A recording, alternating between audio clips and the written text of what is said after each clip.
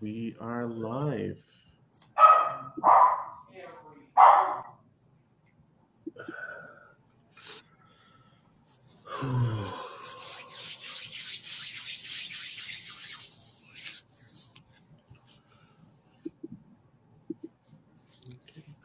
And we'll give it a few minutes for people to join.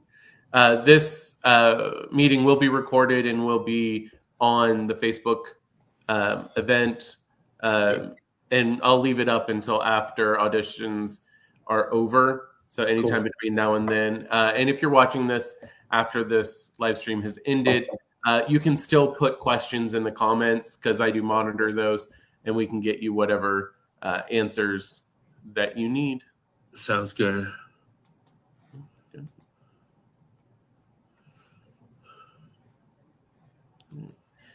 Well, welcome to Ethereal Jest Arts Council's Meet the Director for our upcoming production of Macbeth. Today we are joined by Jason Speicher, who is the director for Macbeth. So Jason, can you take a few minutes to introduce yourself? Who are you? Where are you from? What experience you have?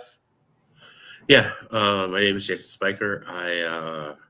I've been a theater professional in Columbus, Ohio since 1996.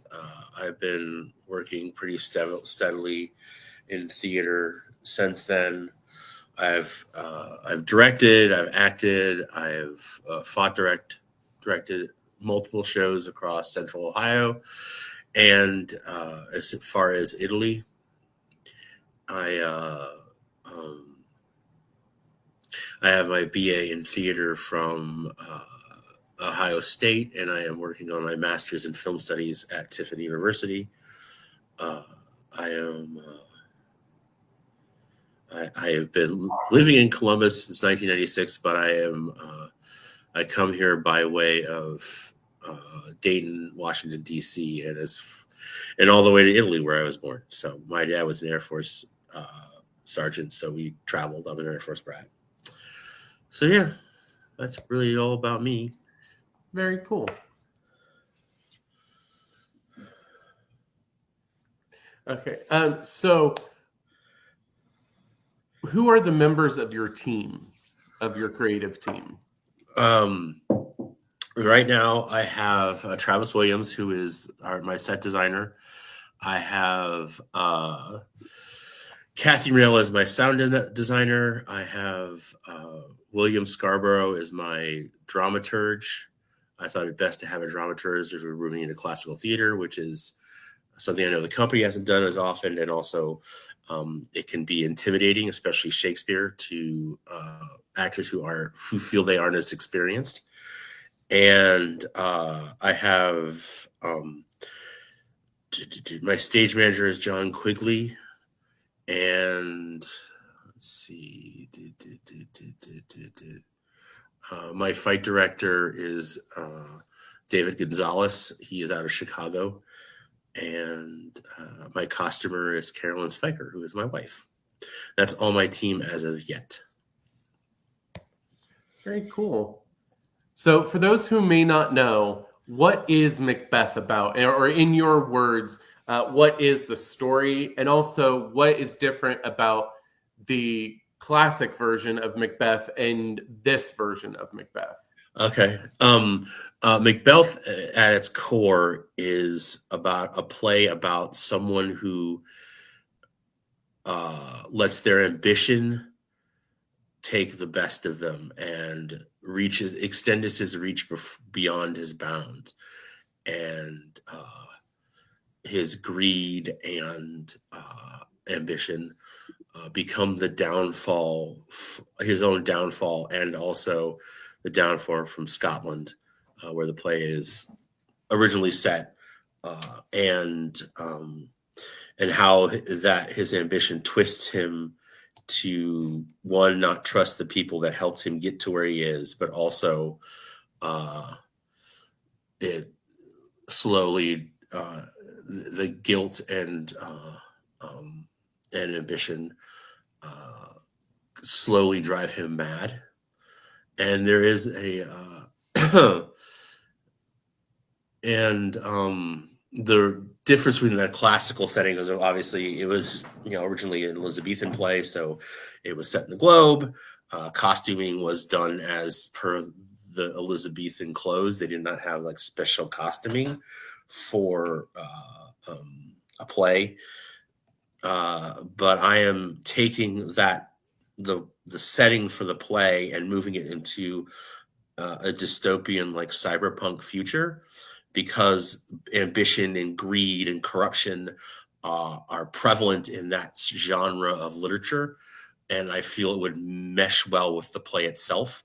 The Scottish clans are going to be like street gangs and vying for control of the streets. And at the end of the play, when the new status quo after Macbeth is ousted is achieved, the characters who are quote unquote Englishmen, not Scotsmen, are going to be like corporate entities that help install the person who's going to rule the streets as a puppet almost. So that's kind of where that's going and why I chose that setting for the play. And I thought it'd be very interesting. I plan on enrobing media elements into the show. And if you're not familiar with media elements in theater means, it's projection work. There is a projector available for me at the theater. I'm going to shoot some footage and have it be part of the play, and actually make one of the characters sort of like a Ghost in the Machine type character or an avatar that doesn't fully exist in the real world.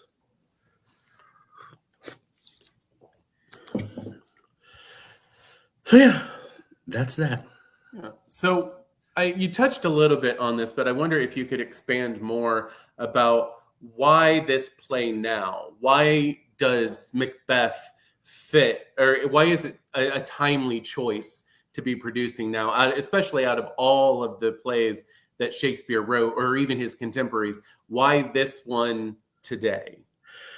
Well, I mean, that's a good question. And obviously, a lot has happened, especially in this country, in the last less than 90 days, that we share, like, it feels like we have a group of people somewhat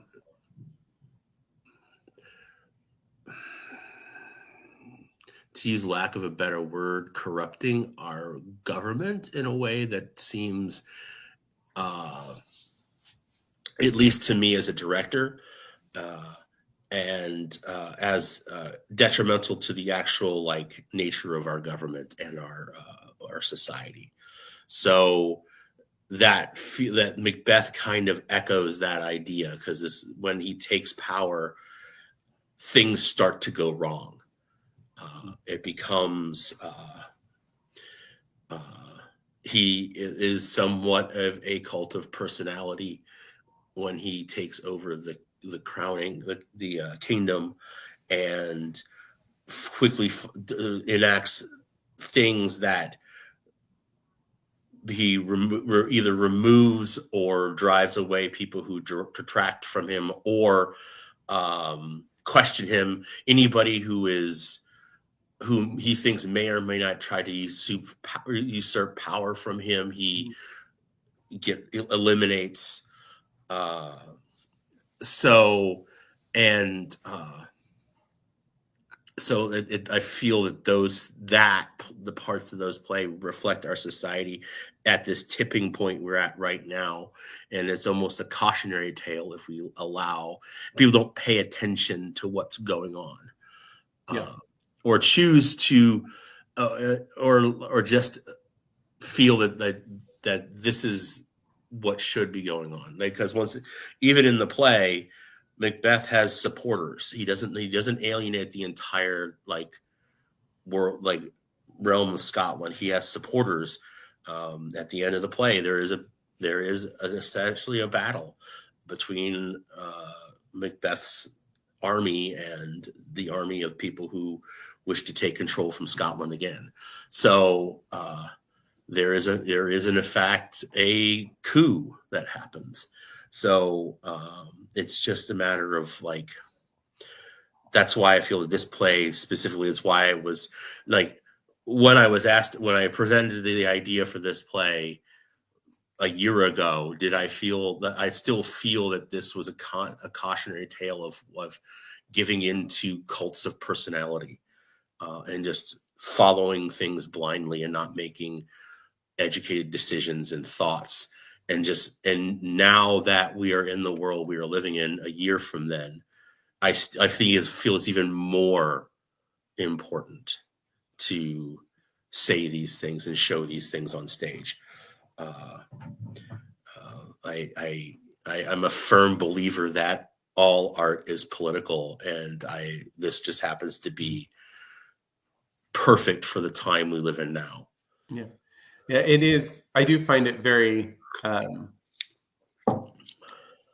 interesting in the fact of how just the way that our business is, that we have to select shows for production years in advance, and that by the time it comes time for auditions and to rehearse and actually perform it, how some of the things that we choose tend to be that much more relevant than we could have imagined when we were originally selecting it. It's not like we just decided to do this show a couple weeks ago and are putting it together. This has been a long time in the process, and it's still just becoming even more relevant today.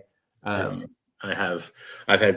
been lucky enough to be in meetings with my dramaturge since September, because he and I are very passionate about wanting to do this play the way it should be done, and paying homage to that. But he and I have like had several conversations about like, when we first talked about doing this play back when I got physically hired on, it was like, yeah, no, it's a good idea. We should do this play. There's lots of themes that reflect society now. And after in November, it became almost imperative that we do this play. That we have to voice, we have to put on what this is and what could happen. And it's like, because once again, this is a cautionary, it's a cautionary tale, and now it's just even more importantly cautionary because of what could happen. For 3 years and a month ago from now. So that's like, I have become even more driven and passionate as the months have gone by to tell this story. It is important. So through the work that you and your dramaturg have been doing with the script and on the show, what, if any, changes can the performers and audiences anticipate with this production of the show? Excellent. That's great. There are a couple things. We are, once again, to kind of like move this out of what is like, take this classical play and put it in a post-modern, a more modern setting or a futuristic setting. Because honestly, I don't think cyberpunk is that far away from our current time. We've already have things like people having cybernetic limbs, and we have AI, and it's for someone who's grown up, started before it happened, to growing up through that evolution, it is somewhat terrifying at time. But we have taken, like, technically it's the second scene of the play. It's when when there's a captain who reports to the current king of Scotland, Duncan, the heroism that Macbeth and Banquo have done on the battlefield to stoke this what is in fact a rebellion against the king. What I am decided to do is take a section of the captain's story, and turn it into, in the vernacular of the genre, what's called a scream sheet. So it's almost like a yellow journalism style news report that will be like broadcast. It'll be either audio or projection, and then and after that is done, we'll see Duncan and Malcolm and Ross and Lennox come into the space, and so the captain's not physically there, and then they start talking about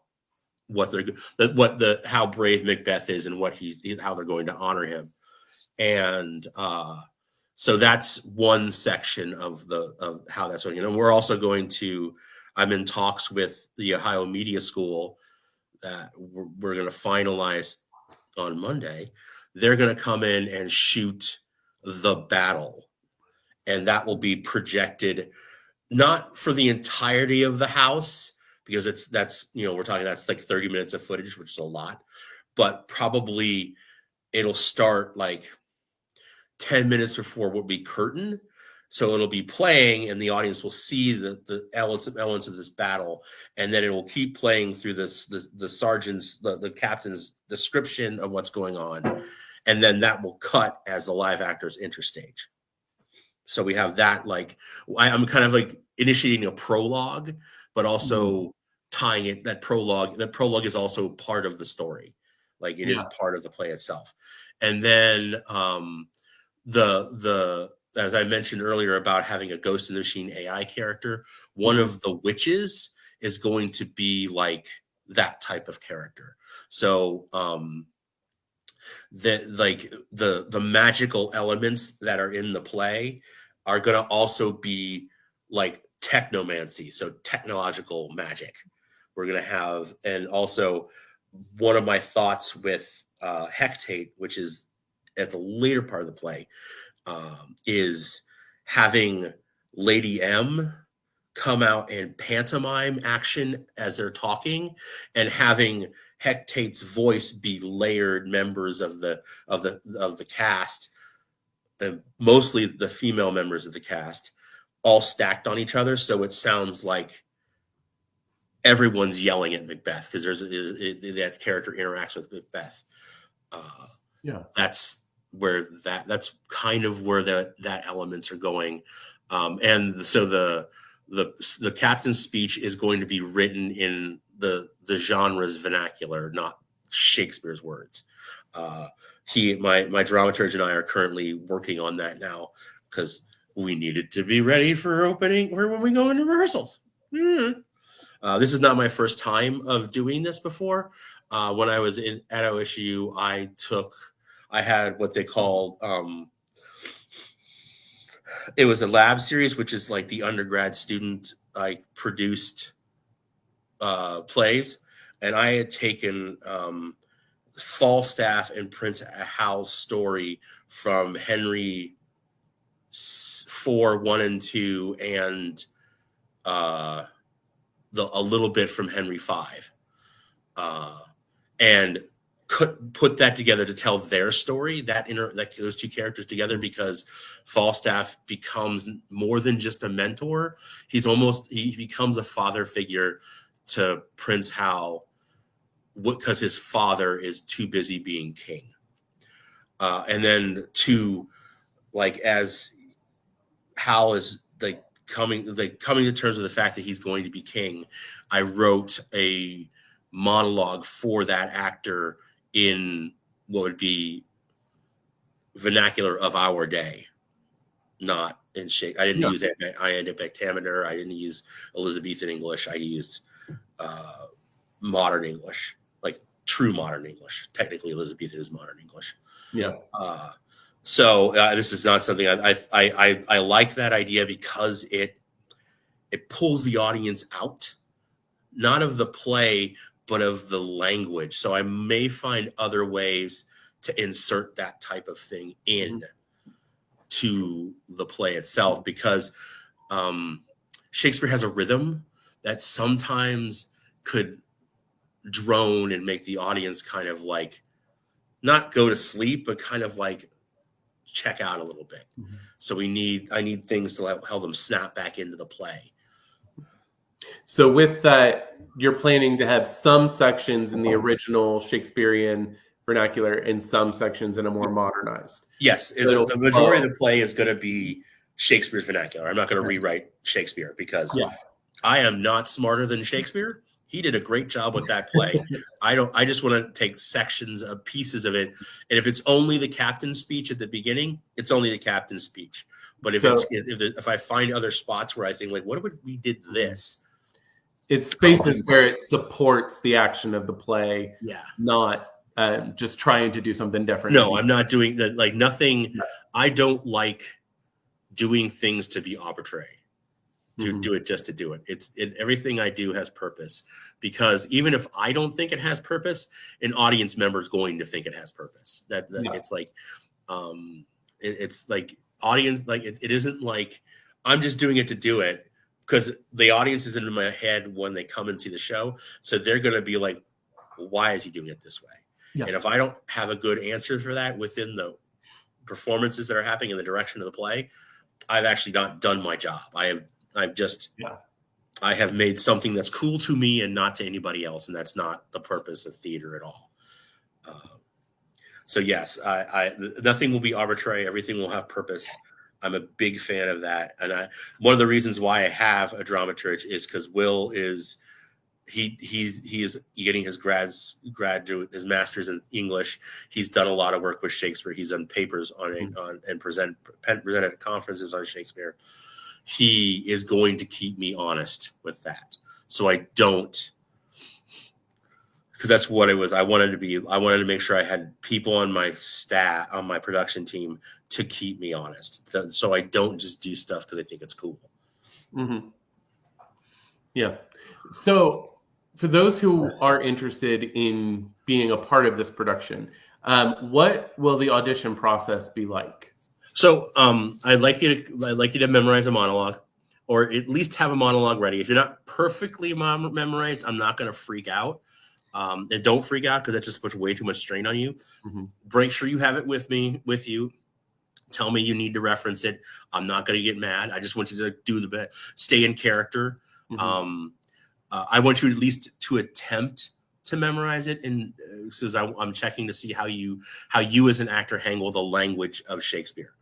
Um, One of the reasons why, as I'm sure you're going to bring up in a minute, the audition seminar or workshop we're doing is your chance to, if you have a monologue, come and work with me, and so I can show you how the heightened language works or what they're trying to say.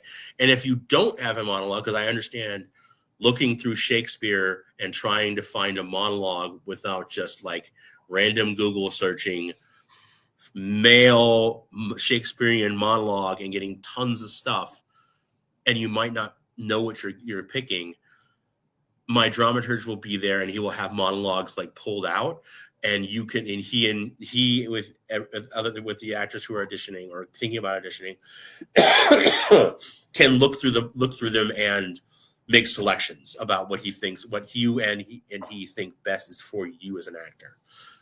My I as a director, my favorite thing is that everybody does so well at their audition that I have a lot of trouble casting the show because I want you to succeed. So I don't want you to feel pressured by that.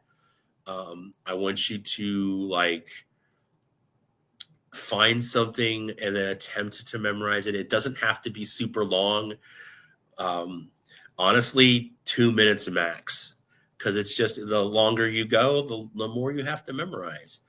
Does Macbeth have longer monologues? Yes. There are some long monologues, not as long as some other plays. But yeah, I'm not expecting you to come in with like to be or not to be memorized. And you can find a nice short passage. You can also take one of his sonnets, use a sonnet. I don't require you to use his plays, his monologues and plays. If there's something from like Christopher Marlowe that you think is Yeah. cool, do that. I don't require you to do Shakespeare. I would like it to be classical because um, the classical theater has a vernacular that we Yeah. as modern speakers don't have, and I want you to feel comfortable with this. And then if after the 2 days of auditions, if I need to do callbacks, probably I will call people back on the following Monday, and I will have like sides to do, and we can do, because it'll be like me trying to put actors together as couples, as pairs. Um, the reason I'm not doing any cold readings on the original sets of audition is because, one, it is really hard to find one or two person scenes in Shakespeare. He has lots of people on stage sometimes, and I don't want to feel like people have to be in big groups trying to stand out. I can easily find scenes with Macbeth and Banquo, Macbeth and Lady M, Ross and Macduff, and do that. Also, like, if you want to do a monologue from Macbeth, go ahead. I'm Yeah. not gonna be. I know there's some like people are like, don't do the monologue from the play you're auditioning for. No, go ahead and do the monologue. Uh, if it's that, if you like that one, go ahead and do it. Have fun. Make bold choices. That's the thing. You don't have to make correct choices. Make bold choices. Make me Agreed. go, I can direct that person. It's not exactly what I want right now, but I can make that. I can get that person where I need them to be. I can be like, I want this character to do this. I love that. Do this. Yeah, I will agree as a director. Having an actor make bold choices gives you something to play with, gives you something to work with. Where when they're conservative, when they're very small in their choices, it doesn't really give you anything to do or anywhere to go. So yeah, big All it proves choices, to me bigger is the that you can better. memorize a monologue. Yeah, Which is great. But that's the last thing. That's the bare minimum an actor needs to do is memorize lines. yeah. Everything else that an actor does is up above that in making those choices. So, like you had mentioned, the audition seminar is next Saturday. I did include a link to the Facebook event in the comments, and that will give you all the details, the date, the time, the location. It is completely open to the public, and it's a completely free thing that we do.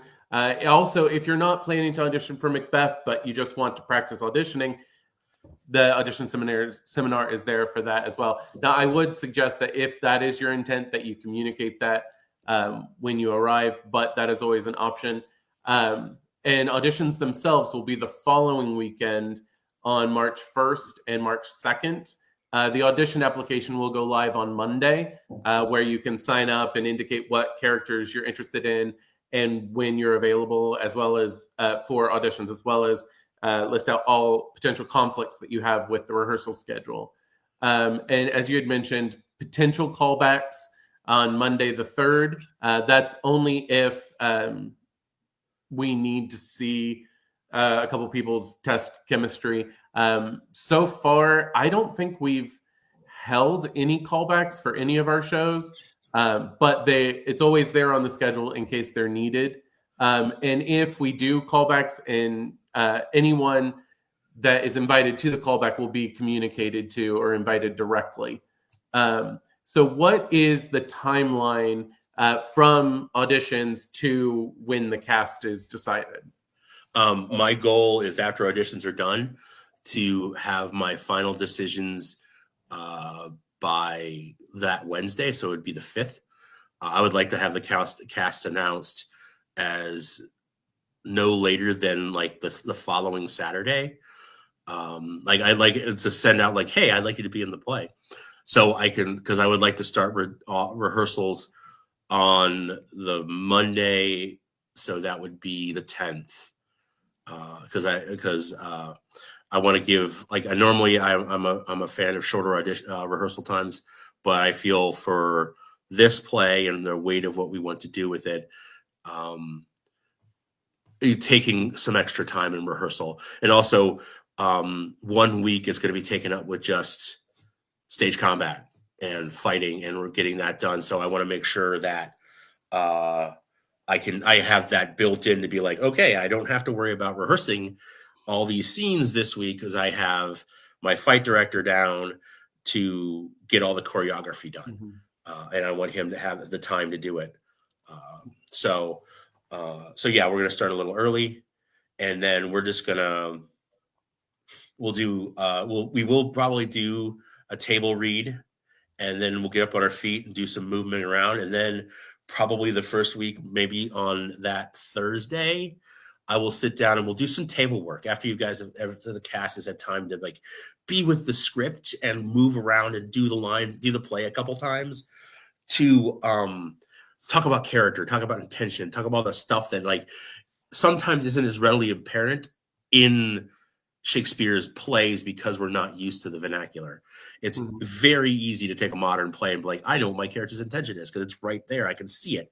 Sometimes by the way the wording he uses, it makes it a little harder for us to understand what he's saying, or what the character's trying to do. Because a popular opinion with Shakespeare is like, well, you know what your character's thinking. He blurts it on this. He tells you in the text. It's like, yes, but there is psychology behind those words, and I want you to find that psychology. There's a great exercise that the National Theater did. No, it was a Globe. It was a Globe. Yes, it was a Globe. Where several famous actors who had played Hamlet all did different readings of to be or not to be, putting different emphasis on different words, and it changes the way that line is interpreted by an audience. Oh yeah. So that's what I want to make sure everyone like ask the questions like, so what do you think your character's doing? Great, I love that. Let's figure out how we can make that come out in the text. Or I don't know if that's good, that's reading as well. Let's see if we can find a way to make that read better or find a different intention. I'm hugely collaborative with actors. I like to think of myself as an actor's director. I like to give them the voice in their character because that's what they do. Their job is their character. My job is the play. Their job is their character, and I want them to know more about their character than me. And then if I say something and they're like, I don't think my character do that, they can tell me, no, this is the reason why I don't think that. And I'll be like, you're right. I'm dumb. I am wrong. I am not. I know what I make that. I can make that jump and be okay. You're right. I need to let you make this choice. And then if I still find it not working, the actor and I can sit down and talk about how we could get the two ideas to mesh together. And that's the love and joy I have about art and creating theater. Yeah. So, as with most Shakespearean plays, the cast as written is very heavily male. There's, other than Lady Macbeth, there's only a handful of female characters. When you're looking to cast the show, how are you, especially since we're shifting the time period, how do you view the casting? This is my opinion, and this is my opinion on Shakespeare until probably they throw dirt on me when I'm dead. Men have cracks at these plays for over 500 years. It is now time to let other people look at it and give their interpretations. I'm not going to say that I'm going to cast an all female cast, but I am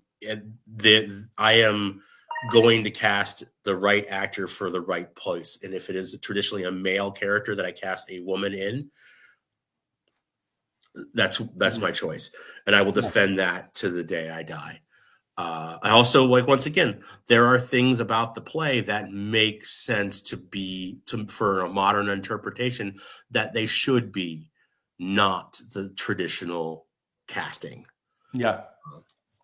And I just, I think women could bring something so different to this play. I'm excited to create something that will make people think.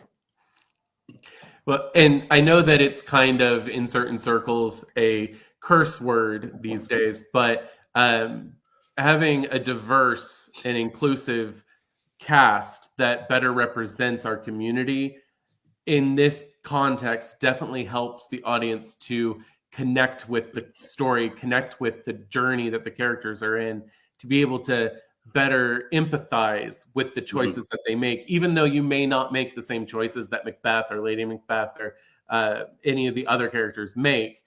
If you can see yourself in the cast, it makes it a lot easier to, although not approve, understand the choices that are made. And it's also about, once again, representation, like seeing yourself on stage. Yeah. It might not be you as a human being, but seeing you as a like who you identify as a human being up there performing, Mm-hmm. and also making decisions that you may not agree with at all. And that gives you the chance to go at the end of the play and talk with the members, the people you came with the play about what did you think, how do you feel about those Mm-hmm. choices. Honestly, be like, why do you think Jason made the choice to do it this way, and try to figure that out. There'll be a couple nights I'll physically be there, and I'll be like, you can ask me all the questions you want about that play. I have all the answers. That's my job. And or like if we like I'm even debating like hoping we get a talk back about the play, Mm-hmm. and they could ask the actors about why they made choices that they did, and really like I want the audience to be like, I always tell everybody when I do theater, the audience is the member of the cast that I can't cast, and I don't know what they're going to do until they show up. They're there, but they are still part of the play. I'm a big fan of breaking the fourth wall, pulling those people who are watching the play into the play, make them part of what they're watching, make them feel that the world of the play doesn't stop at their chairs but continues behind them. It's important for me because that's who we're doing it for. We're not doing it for. I'm not. It's a great creative outlet for me. I think it's like I do theater because it makes me feel great doing it. But if nobody comes to see it, is it really theater? Yeah. Or is it just Otherwise, us it's hanging just out us in playing in empty the stage dark. pretending? Very true. Very true. What is the size of the cast that you're anticipating?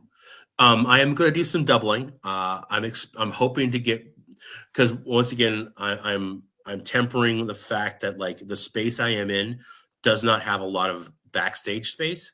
Mm-hmm. So if you are familiar with the play, it has a very large cast. It can't have a very large cast, which is not feasible in the space we are doing. I'm hoping to keep the cast between 12 to 14 would be 14 would be my outside most, because even that would be a lot of people backstage. Yeah. Now there's a good chance a lot of people, like, once they get on stage, they're on stage for a while. Like, once again, Macbeth, the actor who's playing Macbeth, his name's the title of the play. Odds are he's going to be on stage a lot. Mm-hmm. It happens that way. But like Macduff, he has one scene in Act 1, and then he doesn't show back up again until Act 2.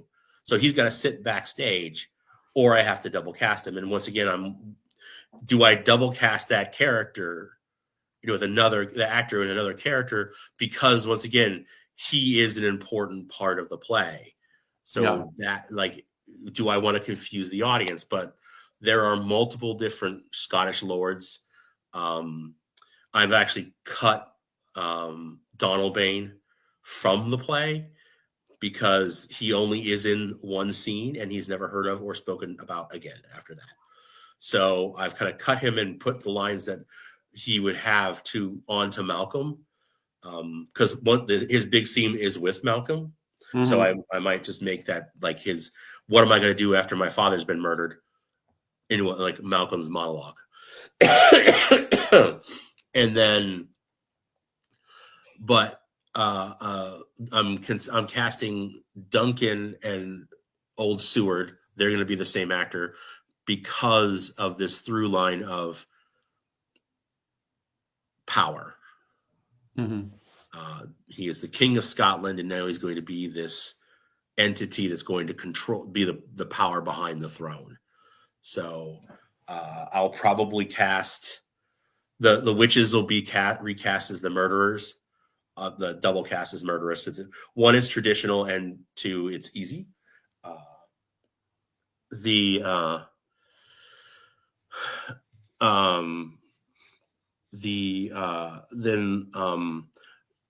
I will continue to kind of like trim of where those are when I actually have auditions and can see where my cast lies and what that ends up being looking like. But once again, I want I don't want it to be too big, but I kind of I'm not going to try to make it like a 10-person cast because that would be challenging to do that show that way.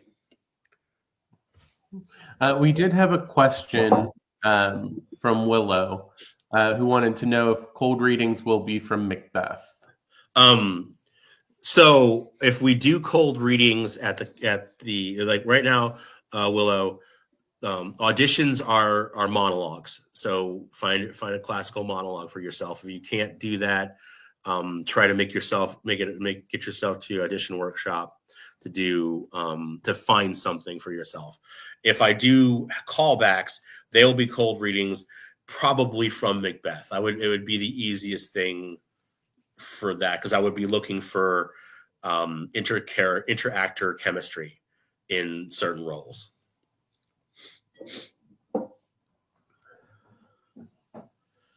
Fantastic. Is there anything else about the audition process, rehearsal process, the production as a whole that we haven't touched on yet that you would like to make sure people are aware of? When we get into rehearsals, the first week I'll probably have everybody called because we'll be running blocking and everything. I want people available. But then my stage manager and I will sit down and build a schedule so you will not be called every night. You're welcome to come every night. I'm not going to make you, but if you're not being used, you come with the caveat that like you're just going to hang out and watch rehearsal. I'm never someone to tell people don't come to rehearsal, but if you're not called, there's a good chance you won't be used. If we're doing something and you as an actor, I will attempt to arrange rehearsal so that if you're only in a couple scenes, we'll do those first, and then will be cut by the stage manager and can go home. So you're not hanging out for the entirety of rehearsal after you've done your scenes. My goal is to do scene work for a couple weeks, if not 3, depending on how we go and how things are going, and then move into full acts and then do the full play. And when we do full acts, everyone will probably be called because we're running the parts of the entire show.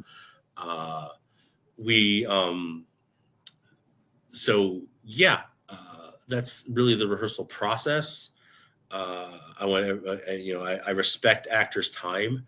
I am not somebody who if he's not told comes to rehearsal and then realizes that he wasn't called because no one told me he wasn't called, and being told, "Oh no, we'll get to you," and then never be gotten to, or being called and then they never get to the scene, and I sit there for the entire rehearsal because I understand. Everyone loves being in rehearsal, but also everyone has lives that they need to be able to do stuff.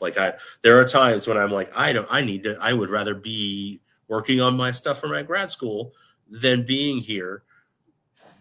But I'm the director. I have to be here. But if I'm an actor and I'm not called, I feel like I've wasted a day because I can't work on the things I need to outside of the play, outside of the rehearsal process. So that's a big thing, a big pet peeve that I try definitely to work around. I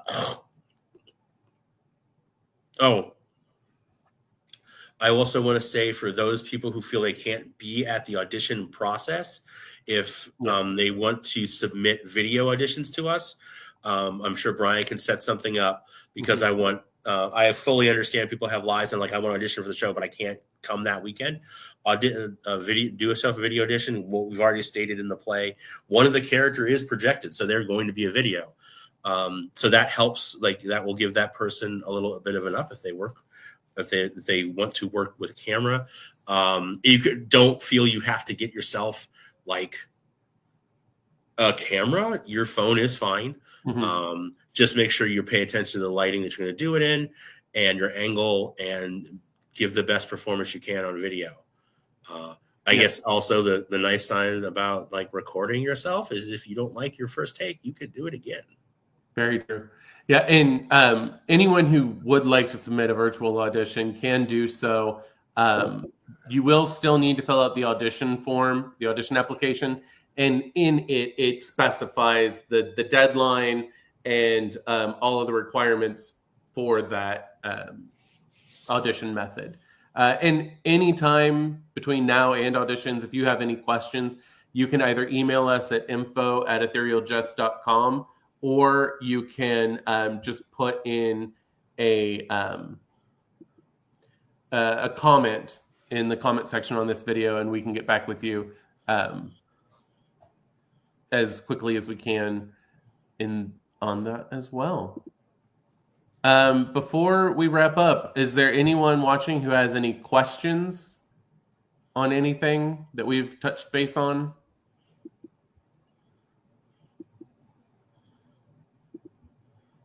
I have answered all the questions. Yes.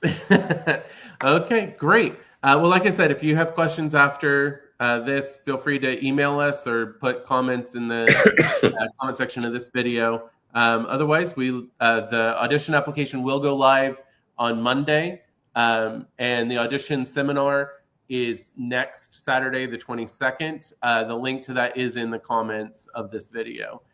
With that, thank you, Jason, so much for taking some time out of your Saturday to chat with us. It's, as always, I thoroughly enjoy working with you and chatting with you. Same. So very, very excited to get started on this project. I am looking forward to it. I hope I'm excited for the next few weeks and getting going. It's been in my brain pan for a year now, and I'm looking forward to get going. Likewise. So thank you for having me. I look forward to seeing everybody, if not at the audition workshop, at auditions. And yeah. Fantastic. Well, thank you. Have a great day. And thank you, everyone who's watching. Thank you.